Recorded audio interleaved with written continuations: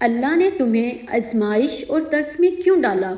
یہ وہ سوال ہے جو تقریباً ہر انسان نے اپنی زندگی میں کسی نہ کسی رات خود سے ضرور پوچھا ہے۔ جب نیند آنکھوں سے روٹھ جاتی ہیں، نظریں چھت پر جمی ہوتی ہیں، آنکھیں نم ہوتی ہیں اور دل ایسا بوجھ اٹھائے ہوتا ہے جسے نہ زبان بیان کر سکتی ہے اور نہ خاموشی چھپا سکتی ہے۔ اگر تم اس وقت میری آواز سن رہے ہو تو ممکن ہے تم بھی اسی کیفیت سے گزر رہے ہو۔ تم سوچتے ہو کہ میں اپنی ذمہ داریاں بھی نبھا رہا ہوں، نماز بھی پڑھتا ہوں، کسی کے لیے برا بھی نہیں چاہتا، پھر بھی دل بے چین ہے، اندر ایک ٹوٹ پھوٹ سی محسوس ہوتی ہے، زندگی بوجھ معلوم ہوتی ہے۔ ایسے میں دل سے ایک ہی صدا نکلتی ہے، یا اللہ، آخر میرے ساتھ ایسا کیوں ہو رہا ہے؟ آج ہم اسی سوال کا جواب تلاش کریں گے، ایسا جواب جو شاید اکثر لوگ کھل کر بیان نہیں کرتے، مگر جب انسان اسے سمجھ لیتا ہے تو اس کی سوچ اور زندگی دونوں بدلنے لگتی ہیں۔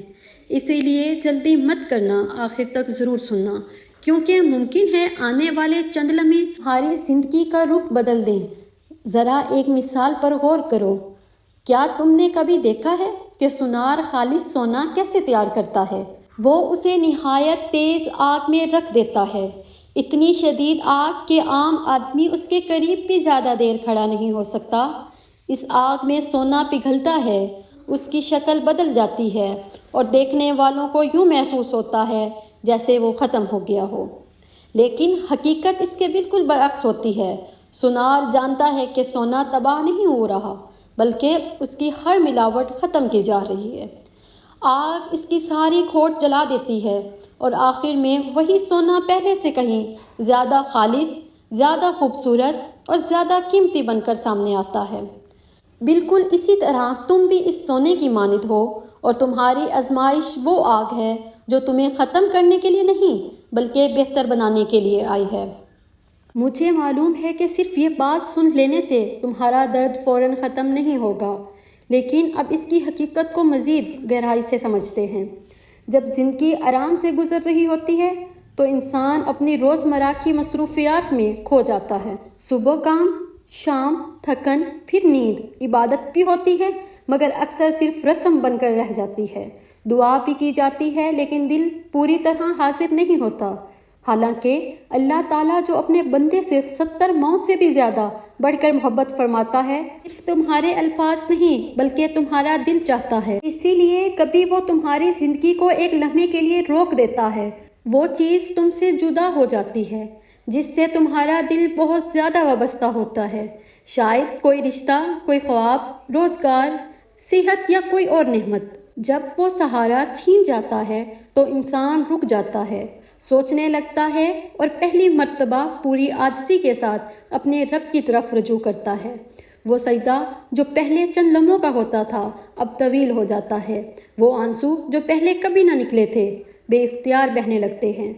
دل کی گہرائی سے نکلنے والے وہ فریاد اللہ کو سب سے زیادہ محبوب ہوتی ہے۔ حقیقت یہ ہے کہ کبھی کبھی درد ہی وہ دروازہ بنتا ہے جس کے ذریعے بندہ اپنے رب کے سب سے قریب پہنچ جاتا ہے۔ اب ایک اور حقیقت سنو جو بہت کم بیان کی جاتی ہے۔ اللہ تعالیٰ قرآن کریم میں فرماتا ہے کہ کیا لوگوں نے یہ سمجھ لیا ہے، صرف یہ کہہ دینے سے کہ ہم ایمان لے آئے انہیں چھوڑ دیا جائے گا اور ان کی آزمائش نہیں ہوگی۔ یہ آیت ہمیں بتاتی ہے کہ ایمان صرف زبان سے دعویٰ کرنے کا نام نہیں بلکہ مشکل حالات میں ثابت قدم رہ کر اسے سچا ثابت کرنا بھی ضروری ہے، کیونکہ ایمان کی اصل پہچان خوشحالی میں نہیں بلکہ آزمائش کے وقت ہوتی ہے۔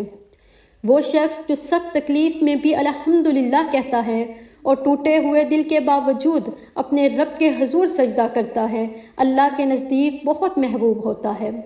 اسی حقیقت کو رسول کریم نے بھی نہایت واضح انداز میں بیان فرمایا جب آپ صلی اللہ علیہ وآلہ وسلم سے دریافت کیا گیا کہ دنیا میں سب سے زیادہ سخت آزمائشیں کن لوگوں پر آتی ہیں، تو آپ صلی اللہ علیہ وآلہ وسلم نے فرمایا کہ سب سے پہلے اللہ کے انبیاء علیہ السلام، پھر وہ لوگ جو ان کے بعد ایمان اور تقوی میں سب سے زیادہ مضبوط ہوتے ہیں، پھر ان کے بعد والے۔ اس سے معلوم ہوتا ہے کہ مصیبت ہمیشہ اللہ کی ناراضگی کی علامت نہیں ہوتی، بہت مرتبہ یہ اس بات کا ثبوت ہوتی ہے کہ اللہ اپنے بندے کو بلند مقام عطا کرنا چاہتا ہے۔ اسی لیے اگر تم اس وقت کسی مشکل سے گزر رہے ہو تو فوراً یہ مت سمجھ لینا کہ اللہ نے تمہیں چھوڑ دیا۔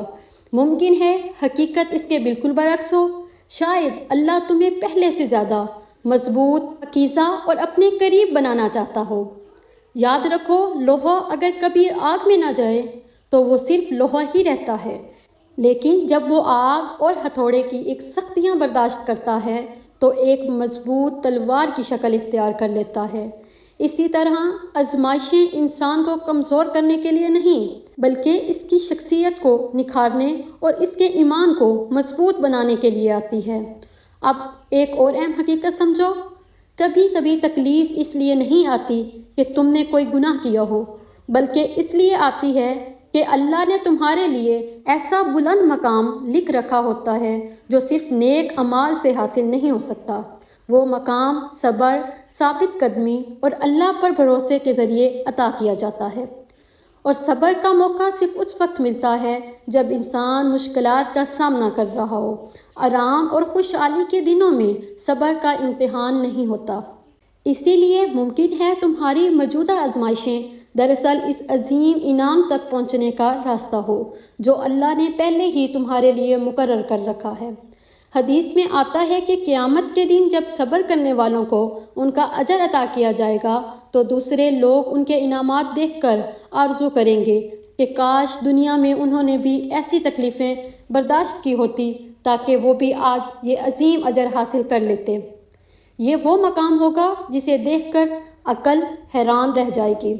شاید تم آج جس درد کو اپنی زندگی کا سب سے بڑا بوجھ سمجھ رہے ہو، وہی کل تمہارے لیے سب سے بڑی کامیابی کا ذریعہ بن جائے۔ اب ایک لمحے کے لیے ٹھہر جاؤ۔ میں جانتی ہوں کہ شاید اس وقت تمہارا دل بہت بوجھل ہے، لیکن یہ بات پوری توجہ سے سنو کیونکہ یہی اس پوری گفتگو کا سب سے اہم حصہ ہے۔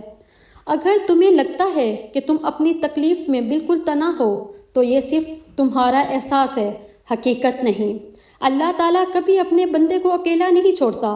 حدیث قدسی میں اللہ تعالیٰ فرماتا ہے کہ میں اپنے بندے کے گمان کے مطابق ہوں اور جب وہ مجھے یاد کرتا ہے تو میں اس کے ساتھ ہوتا ہوں۔ اس کا مطلب یہ ہے کہ جب تم تنہائی میں اپنے رب کو پکارتے ہو، جب خاموشی میں اس کا ذکر کرتے ہو تو وہ تم سے بے خبر نہیں ہوتا بلکہ تمہارے بہت قریب ہوتا ہے۔ وہ رات جب تمہیں لگا کہ پوری دنیا نے تمہیں بھلا دیا ہے، اللہ تمہیں دیکھ رہا تھا۔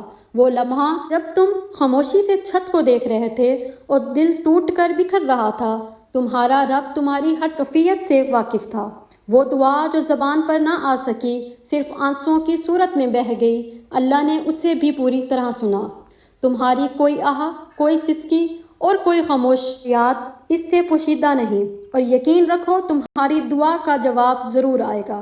شاید ابھی تمہیں اس کی صورت نظر نہ آ رہی ہو، شاید ابھی اس کی حکمت سمجھ میں نہ آ رہی ہو، لیکن اللہ کا فیصلہ بہترین وقت پر ظاہر ہوتا ہے۔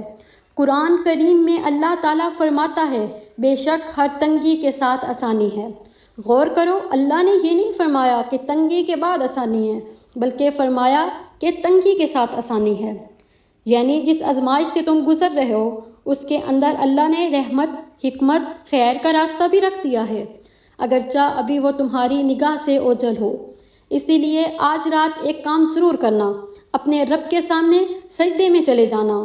بہت لمبی دعائیں یاد نہ ہوں تو بھی کوئی بات نہیں، صرف اتنا کہہ دینا، اے میرے اللہ، تو میرے حال کو مجھ سے بہتر جانتا ہے، میں اپنا معاملہ تیرے سپرد کرتا ہوں اور مجھے تیرے ہر فیصلے پر کامل بھروسہ ہے۔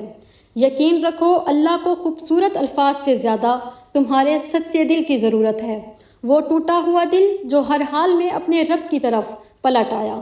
اللہ کے نزدیک سب سے زیادہ قیمتی ہوتا ہے۔ اگر یہ پیغام تمہارے دل کو چھو گیا ہے تو اسے کسی ایسے شخص تک ضرور پہنچاؤ جو اس وقت آزمائش، غم یا مایوسی سے گزر رہا ہو۔ ہو سکتا ہے تمہارا ایک پیغام کسی ٹوٹے ہوئے دل میں امید کی نئی شمع روشن کر دے، اور آخر میں اللہ تعالیٰ تمہاری ہر پریشانی آسان فرمائے، تمہارے دل کو سکون عطا کرے، تمہاری دعاؤں کو قبول فرمائے، اور ہر آزمائش کو تمہارے لیے دنیا و آخرت کی کامیابی کا ذریعہ بنا دے۔ آمین۔